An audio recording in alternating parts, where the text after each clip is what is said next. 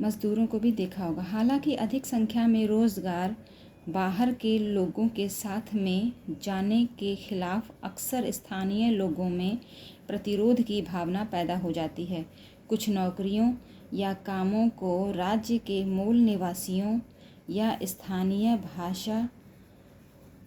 भाषा को जानने वाले लोगों तक सीमित रखने की मांग उठती है। राजनीतिक पार्टियां यह मुद्दा उठाती हैं कि यह प्रतिरोध बाहरी के खिलाफ संगठित हिंसा का भी रूप ले लेता है। भारत के लगभग सभी क्षेत्र इस तरह के आंदोलनों से गुजर चुके हैं। क्या ऐसे आंदोलन हमेशा न्यायसंगत होते हैं? किसी अन्य देश में स्थानीय लोगों द्वारा भारतीय कामगारों के साथ दुर्व्यवहार किए जाने पर हम सब गुस्से से भर उठते हैं। संभव है इसमें से कुछ यह भी माने हैं कि कुशल और शिक्षित कामगारों को काम के लिए कहीं भी आने जाने का अधिकार है। राज्य भी इस तरह के कामगारों को आकर्षित करने की अपनी योग्यता पर गर्व कर सकता है। लेकिन अगर आपकी क्षेत्र में काम अपर्याप्त हो तो संभव है स्थानीय लोग बाहरी लोगों की प्रतिद्वंद्विता से नाराज़ हों। तो क्या गमनागमन की आज़ादी में देश के किसी भी हिस्से में काम करने या बसने का अधिकार शामिल है? एक अन्य बात पर हमें विचार करने की ज़रूरत है और वह यह कि गरीब प्रवासी और कुशल प्रवासी को लेकर कभी कभी हमारी प्रतिक्रिया में अंतर होता है। हम अपने इलाकों में आने जाने वाले गरीब प्रवासियों को हमेशा उस तरह स्वागत योग्य नहीं मानते जिस तरह कुशल और दौलतमंद कामगारों को मानते हैं। इससे प्रश्न उठता है कि क्या गरीब और अकुशल कामगारों को कुशल कामगारों की तरह देश में कहीं भी रहने और काम करने का समान अधिकार है? देश के सभी नागरिकों की पूर्ण और समान सदस्यता से संबंधित ये कुछ ऐसे मुद्दे हैं जिन पर आज हमारे देश में बहस चल रही है। यूँ कभी कभी लोकतांत्रिक समाजों में भी विवाद उठ सकते हैं। ऐसे विवादों का निदान कैसे हो? प्रतिवाद करने का अधिकार हमारे संविधान में नागरिकों के लिए सुनिश्चित की गई अभिव्यक्ति की स्वतंत्रता का एक पहलू है, बशर्ते वह प्रतिवाद दूसरे लोगों या राज्य के जीवन और संपत्ति को नुकसान नहीं पहुंचाते। नागरिक समूह बनाकर, प्रदर्शन कर, मीडिया का उपयोग कर, राजनीतिक दलों में अपील कर या अदालत में जाकर जनमत और सरकारी नीतियों को परखने और प्रभावित करने के लिए स्वतंत्र हैं। अदालतें उस पर निर्णय दे सकती हैं या समाधान के लिए सरकार से आग्रह कर सकती हैं। यह भले ही धीमी प्रक्रिया हो, पर इससे कई बार न्यूनाधिक सफलताएं संभव हों। अगर आप नागरिकों को पूर्ण और समान सदस्यता उपलब्ध कराने के दिशा निर्देशक सिद्धांत का अनुपालन सुनिश्चित हो तो किसी समाज में समय समय पर उत्पन्न होने वाली समस्याओं के लिए सर्वमान्य समाधान पर पहुंचना संभव नहीं होना चाहिए। लोकतंत्र का यह एक बुनियादी सिद्धांत है कि ऐसे विवादों का समाधान बलपूर्वक के बजाय संधि, वार्ता और विचार विमर्श से हो। यह नागरिकता के प्रमुख दायित्वों में से एक है।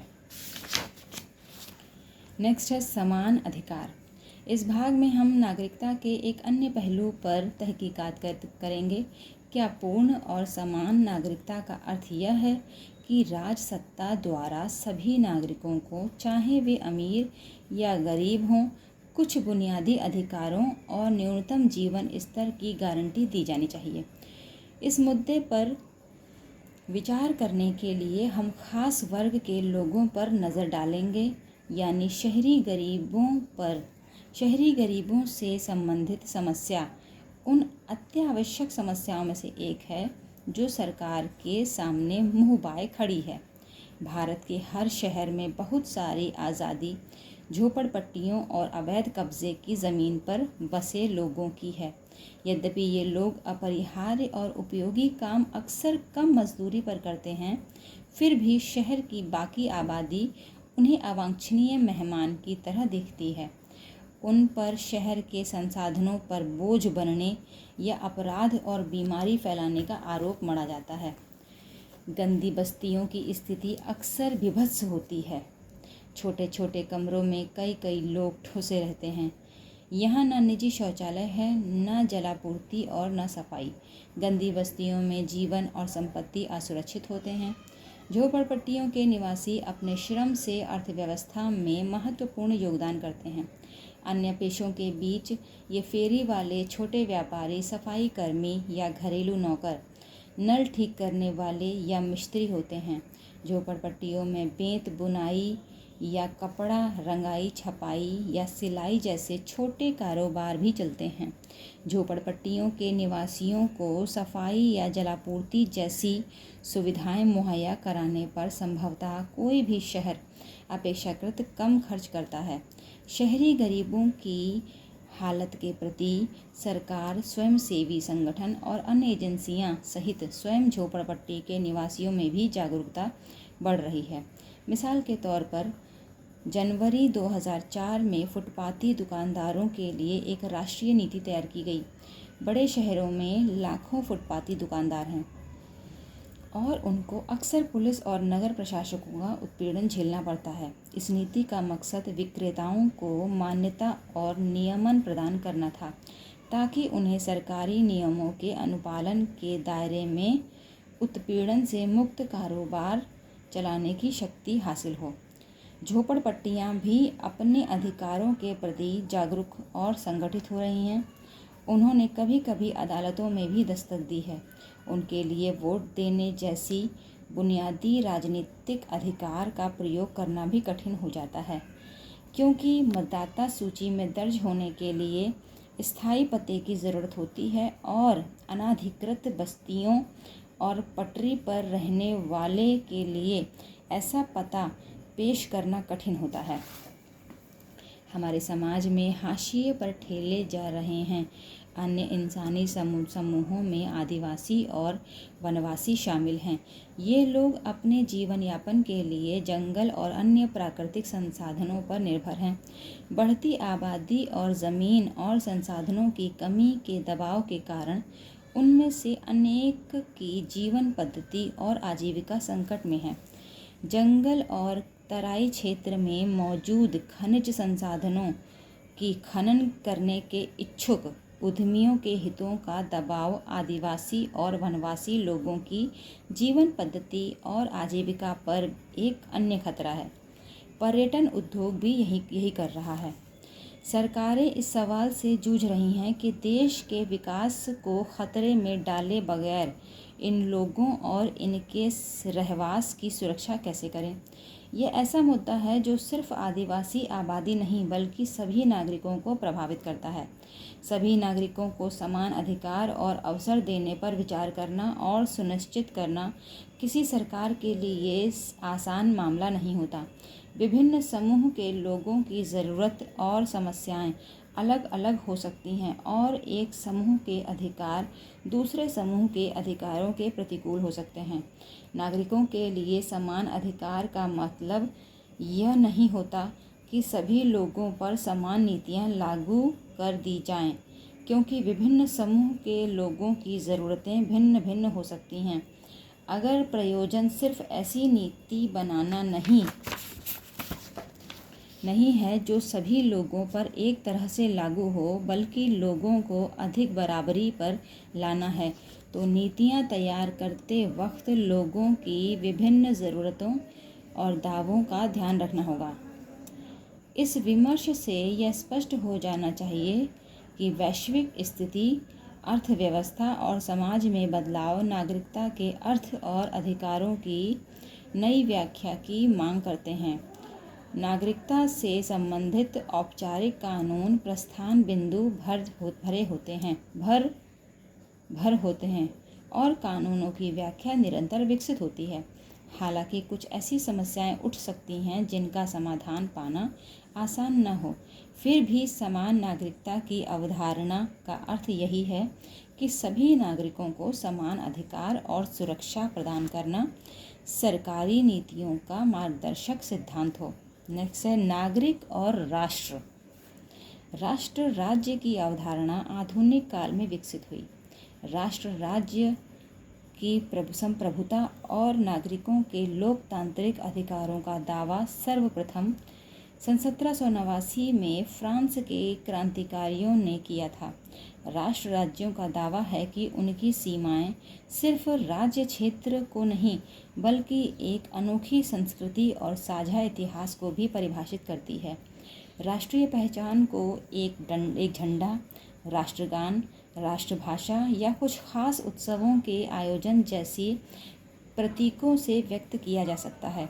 अधिकतर आधुनिक राज्य अपने में विभिन्न धर्मों, भाषा और सांस्कृतिक परंपराओं के नागरिकों को ऐसी राजनीतिक पहचान देने की कल्पना होती है जिसमें राज्य के सभी सदस्य भागीदार हो सकें। लोकतांत्रिक देश आमतौर पर अपनी पहचान इस प्रकार परिभाषित करने का प्रयास करते हैं कि वह यथासंभव समावेशी हो, यानी जो सभी नागरिकों को राष्ट्र के अंग के रूप में खुद को पहचानने की अनुमति देता हो। लेकिन व्यवहार में अधिकतर देश अपनी पहचान को इस तरह परिभाषित करने की ओर अग्रसर हैं जो कुछ नागरिकों के लिए राष्ट्र के साथ अपनी पहचान कायम करना अन्यों की तुलना में आसान बनाता है। यह राजसत्ता के लिए भी अन्यों की तुलना में कुछ लोगों को नागरिकता देना आसान कर देता है। यह अप्रवासियों का देश होने पर गौरवान्वित होने वाले संयुक्त राज्य अमेरिका के बारे में भी वैसे ही सच है जैसे कि किसी अन्य देश के बारे में। उदाहरण स्वरूप, फ्रांस ऐसा देश है जो धर्मनिरपेक्ष समावेशी होने का दावा करता है। वह यूरोपीय मूल के लोगों को ही नहीं बल्कि उत्तर अफ्रीका जैसे अन्य इलाकों से आए नागरिकों को भी अपने में शामिल करता है। संस्कृति और भाषा इसकी राष्ट्रीय पहचान की महत्वपूर्ण विशेषताएं हैं और सभी नागरिकों से अपेक्षा की जाती है कि वे अपने जीवन के सार्वजनिक पहलुओं में इस फ्रांसीसी भाषा संस्कृति से आत्मसात हो जाएं। हाँ, वे अपने निजी जीवन में अपनी व्यक्तिगत आस्थाओं और रिवाजों को बनाए रख सकते हैं। यह एक समुचित नीति लग सकती है, लेकिन यह परिभाषित करना हमेशा आसान नहीं होता कि क्या सार्वजनिक है और क्या निजी, और इसने कुछ विवादों को जन्म दिया है। धार्मिक विश्वास नागरिकों के निजी क्षेत्र का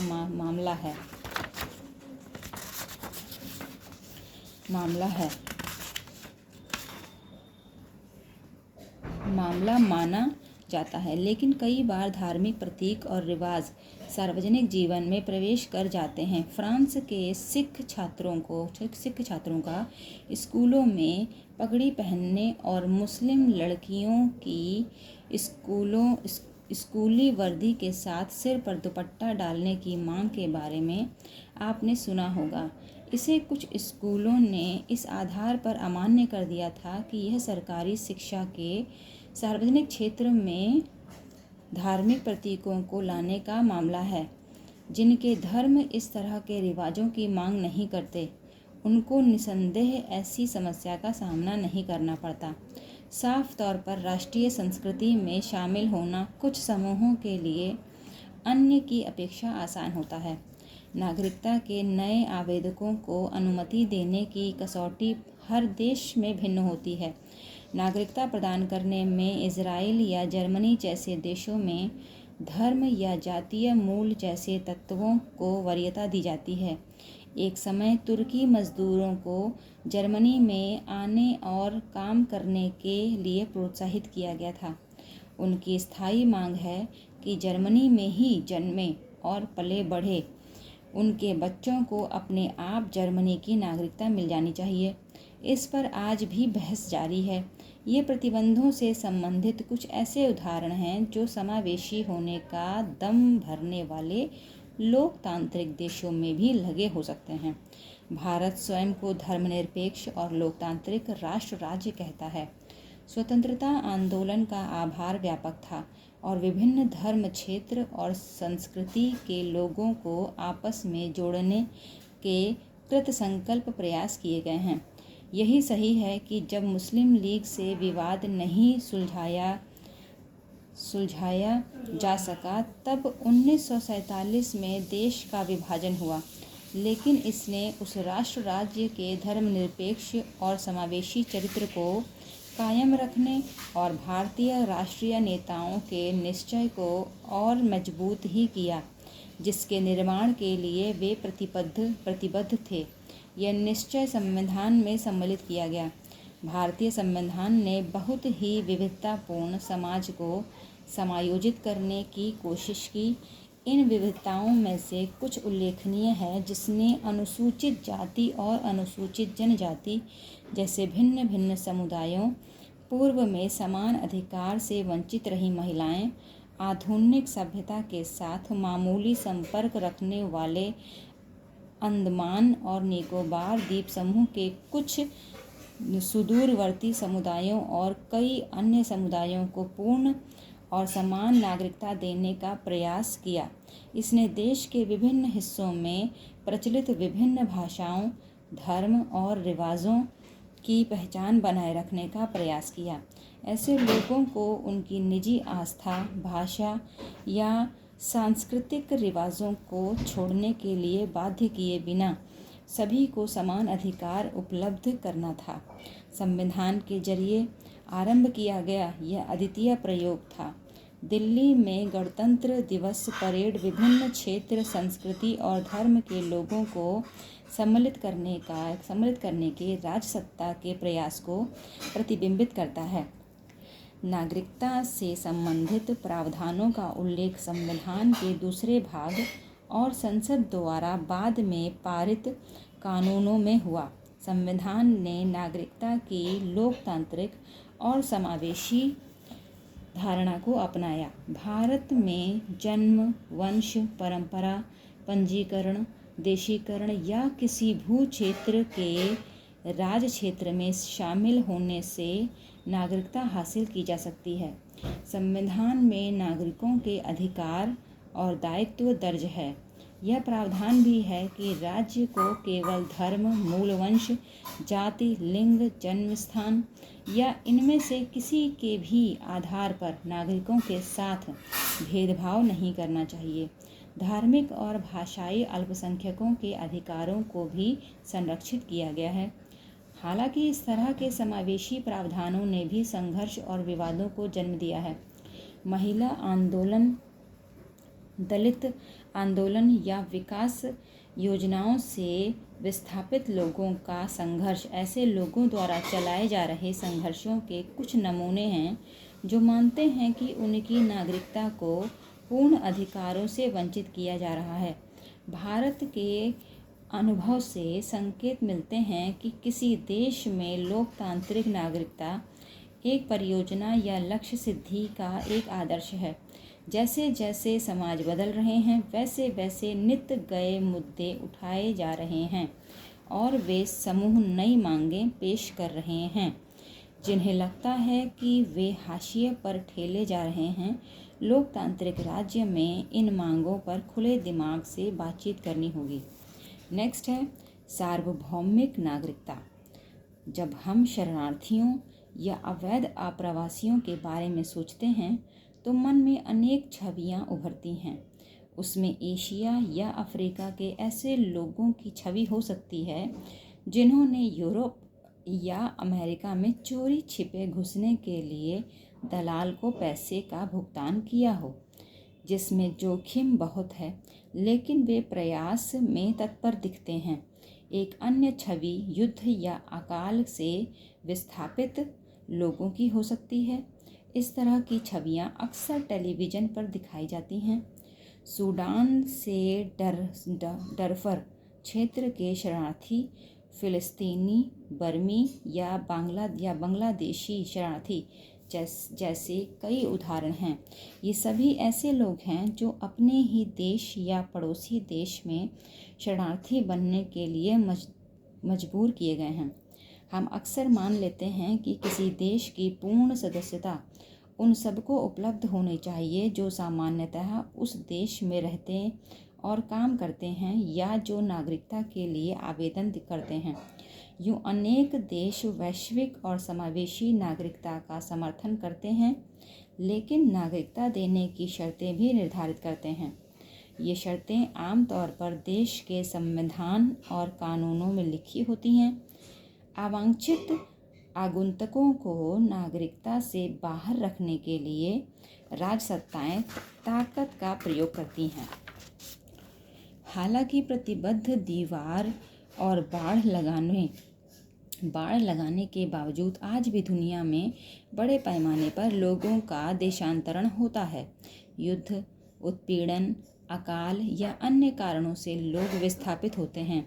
अगर कोई देश उन्हें स्वीकार करने के लिए राजी नहीं होता तो वे घर नहीं लौट सकते, तो वे राज्य विहीन या शरणार्थी हो जाते हैं। वे शिविरों में या अवैध प्रवासी के रूप में रहने के लिए मजबूर किए जाते हैं। अक्सर वे कानूनी तौर पर काम नहीं कर सकते या अपने बच्चों को पढ़ा लिखा नहीं सकते या संपत्ति अर्जित नहीं कर सकते। समस्या इतनी विकराल है कि संयुक्त राष्ट्र ने शरणार्थियों की जांच करने और मदद करने के लिए उच्चायुक्त नियुक्त किया हुआ है। नागरिक के रूप में कितने लोगों को अंगीकार किया जा सकता है? इस सवाल पर फैसला करना अनेक देशों के लिए कठिन मानवीय और राजनीतिक समस्या बनी हुई है। अनेक देशों में युद्ध या उत्पीड़न से पलायन करने वाले लोगों को अंगीकार करने की नीति है, लेकिन वे भी लोगों की अनियंत्रित भीड़ को स्वीकार करना या सुरक्षा के संदर्भ में देश को जोखिम में डालना नहीं चाहेंगे। भारत उत्पीड़ित लोगों को आश्रय उपलब्ध कराने पर गर्व करता है। ऐसा भारत ने सन 1959 में दलाई लामा और उनके अनुयायियों के लिए किया। भारतीय राष्ट्र की सभी सीमाओं से पड़ोसी देशों के लोगों का प्रवेश हुआ और यह प्रक्रिया जारी है। इनमें से अनेक लोग वर्षों या पीढ़ियों तक राज्यहीन व्यक्तियों के रूप में पड़े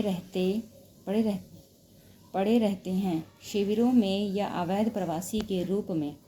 अंततः इनमें से अपेक्षाकृत कुछ को ही नागरिकता प्राप्त होती है। ऐसी समस्याएं लोकतांत्रिक नागरिकता के उस वायदे को चुनौती देती है जो यह कह सकता है कि समकालीन विश्व में सभी लोगों को नागरिक की पहचान और अधिकार उपलब्ध होने चाहिए। अनेक लोग अपनी पसंद के देश की नागरिकता हासिल नहीं कर सकते। उनके लिए अपनी पहचान का विकल्प भी नहीं होता। राज्यहीन लोगों का सवाल आज विश्व के लिए गंभीर समस्या बन गया है। राष्ट्रों की सीमाएं अभी भी युद्ध या राजनीतिक विवादों के जरिए पुनर्परिभाषित की जा रही हैं और ऐसे विवादों से घिरे लोगों के लिए उनके परिणाम घातक होते हैं। वे अपने घर, राजनीतिक पहचान और सुरक्षा गंवाते हैं और देशांतरण के लिए मजबूर किए जाते हैं। क्या नागरिकता ऐसे लोगों की समस्याओं का समाधान बन सकती है? अगर नहीं, तो उन्हें आज किस तरह की वैकल्पिक पहचान दी जा सकती है? क्या हमें राष्ट्रीय नागरिकता से अधिक सच्ची विश्वजनीन पहचान को परखना और विकसित करना चाहिए?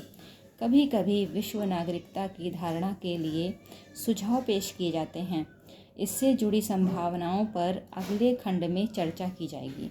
नेक्स्ट है विश्व नागरिकता। निम्नलिखित उक्तियों पर गौर करें। 2004 में दक्षिण एशिया के कई देशों पर कहर बरपाने वाली सुनामी से पीड़ित लोगों के लिए सहानुभूति और सहायता के भावोद्गार फूट पड़े। दूसरा है आज अंतर्राष्ट्रीय तंत्र का ताना बाना आतंकवादियों को तोड़ने में मदद करते हैं। तीसरा है विभिन्न देशों में बर्ड फ्लू के प्रसार और इंसानों में विषाणु जनित महामारी के संभावित उभार को रोकने के लिए संयुक्त राष्ट्र सक्रिय है। इन उक्तियों में क्या साझा है? वे उस दुनिया के बारे में क्या बताती हैं जिसमें हम रहते हैं? आज हम एक ऐसे विश्व में रहते हैं जो आपस में जुड़ा हुआ है। संचार के इंटरनेट, टेलीविज़न और सेल फोन जैसे नए साधनों ने उन तरीकों में भारी बदलाव कर दिया है जिनसे हम अपने विश्व को समझते हैं। पहले विश्व के एक हिस्से की गतिविधियों की खबर अन्य हिस्सों तक पहुंचने में महीनों लग जाते थे, लेकिन संचार के नए तरीकों ने विश्व के विभिन्न हिस्सों की हलचलों को हमारे तत्काल संपर्क के दायरे में ला दिया है। हम अपने टेलीविज़न के पर्दे पर विनाश और युद्धों को होते देख सकते हैं। इससे विश्व के विभिन्न देशों के लोगों में साझे सरोकार और सहानुभूति विकसित होने में मदद मिली है। विश्व नागरिकता के समर्थक दलील देते हैं कि चाहे विश्व कुटुंब और वैश्विक समाज अभी विद्यमान नहीं है, लेकिन राष्ट्रीय सीमाओं के आर पार लोग आज एक दूसरे से जुड़ा महसूस करते हैं। वे कहेंगे कि एशिया की सुनामी या अन्य बड़ी दैवीय आपदाओं के पीड़ितों की सहायता के लिए विश्व के सभी हिस्सों से उमड़ा भावोद्गार विश्व समाज की उभार का संकेत है। वे मानते हैं कि हमें इस भावना को मजबूत करना चाहिए और एक विश्व नागरिकता की अवधारणा की दिशा में सक्रिय होना चाहिए। राष्ट्रीय नागरिकता की अवधारणा यह मानती है कि हमारी राजसत्ता हमें वह सुरक्षा और अधिकार दे सकती है जिनकी हमें आज विश्व में गरिमा के साथ जीने के लिए ज़रूरत है। लेकिन राजसत्ताओं के समक्ष आज ऐसी अनेक समस्याएं हैं जिनका मुकाबला वे अपने बल पर नहीं कर सकती। क्या इस परिस्थिति में राजसत्ता द्वारा दिए गए व्यक्तिगत अधिकार लोगों की स्वतंत्रता की सुरक्षा करने के लिए पर्याप्त हैं, या क्या मानव अधिकार और विश्व नागरिकता की अवधारणा की ओर बढ़ने का समय आ गया है? विश्व नागरिकता की धारणा के आकर्षणों में से एक यह है कि इससे राष्ट्रीय सीमाओं के दोनों ओर की उन समस्याओं का मुकाबला करना आसान हो सकता है जिसमें कई देशों की सरकारों और लोगों की संयुक्त कार्रवाई ज़रूरी होती है। उदाहरण के लिए, इससे प्रवासी और राज्यहीन लोगों की समस्या का सर्वमान्य समाधान पाना आसान हो सकता है, या कम से कम उनके बुनियादी अधिकार और सुरक्षा सुनिश्चित किए जा सकते हैं, चाहे वे जिस किसी देश में रहते हों। पिछले खंड में हमने देखा कि एक देश के भीतर की समान नागरिकता को सामाजिक, आर्थिक असमानता या अन्य मौजूदा समस्याओं से खतरा हो सकता है। इन समस्याओं का समाधान अंततः सिर्फ संबंधित समाज की सरकार और जनता ही कर सकती है। इसलिए लोगों के लिए आज एक राज्य की पूर्ण और समान सदस्यता महत्वपूर्ण है, लेकिन विश्व नागरिकता की अवधारणा हमें याद दिलाती है कि राष्ट्रीय नागरिकता को इस साझेदारी से जोड़ने की ज़रूरत है कि हम आज अंतर संबंध विश्व में रहते हैं, और हमारे लिए यह भी ज़रूरी है कि हम विश्व के विभिन्न हिस्सों के लोगों के साथ अपने रिश्ते मजबूत करें और राष्ट्रीय सीमाओं के पार के लोगों और सरकारों के साथ काम करने के लिए तैयार हों। आई होप इससे आपको मदद मिलेगी। कमेंट करके ज़रूर बताइएगा कि आपको ये लेसन सुनकर कैसा लगा और आपके लिए कितना हेल्पफुल हुआ। प्लीज़ आपके कमेंट हमें उत्साहित करते हैं। तब तक के लिए बाय।